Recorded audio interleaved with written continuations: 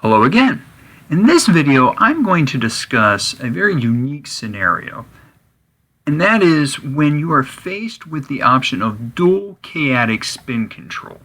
And this will be most evident if we discuss this scenario with an application to Alliance data. So, if you have NuGene open and you scroll down to the country Alliance year data, as you can see, as I've done here, and what I've done is I've selected the country code, the year, and then the ATOP ID. This is drawing from the Alliance Treaty Obligation and Provision data. And so you can see that over in the variable summary, I have the country code, the year, and the ATOP ID as the variables that I want to produce for this data set. One of the things to note is that because we are dealing with the Alliance data, NuGene has already recognized that alliances could themselves be a decision-making unit. That an alliance, for example, could enter conflict, or an alliance could, for example, fall apart, and you, if you will, choose to fall apart. By the same token, of course, the countries in the alliance can also be a decision-making unit. And so what this means is that NuGene has presented you, the user, with both of them as potential ways of setting the number of k-adic units. Now in this example here, let's say that I'm interested in considering triadic alliance formations. And I want to know when countries have formed triads or dyads. What that means is that I'm going to, in my ultimate data set, I'm going to have 3 columns for countries.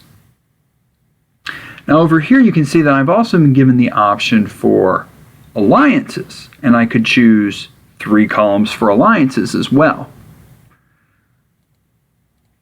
as you see here.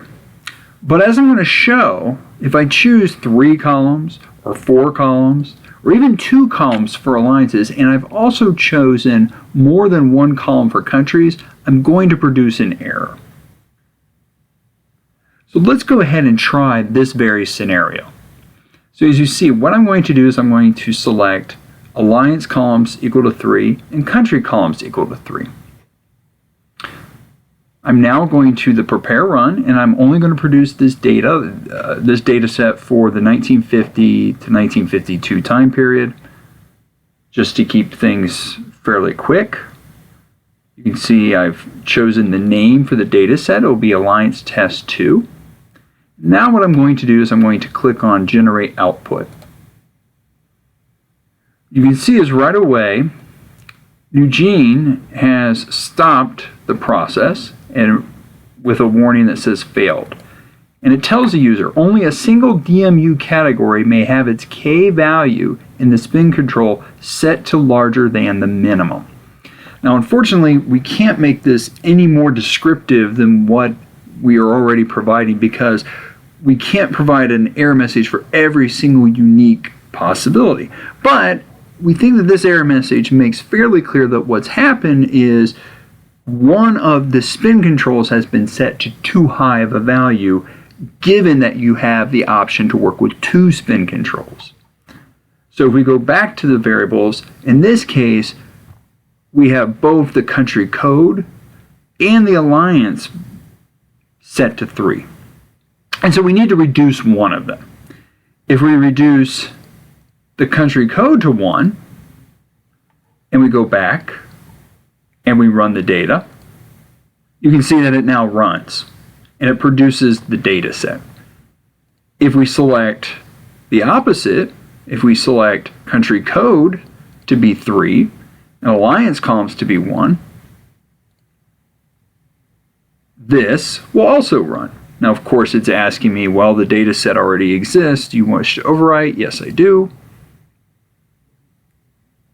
And you can see that again, NuGene has successfully executed the commands.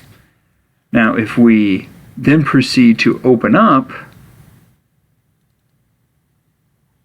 the data set that was produced, you can then look to see exactly what NuGene did. Now, in this case, there's a few extra columns it produced a column, a year column, to correspond to every country code that was in our data set. But usually with this type of output, chaotic output, the years are redundant. Year 2, year 3 are redundant. So we're going to go ahead, we're going to delete those. And then you can see that what we have is the ATOP ID. This indicates the alliance. We have country 1, country 2, country 3, and then the year in which they are allied. What we're going to do right now is, let's just, to make this a little easier to read, we're going to sort the data. So we're going to sort it by ATOP ID. Then we will add a level, sort it by year. And then what we can see is that what NewGene has produced is a data set with, it tells us the alliance, and it tells us that these 2 countries were alliance members, or members of that alliance in 1950, 1951.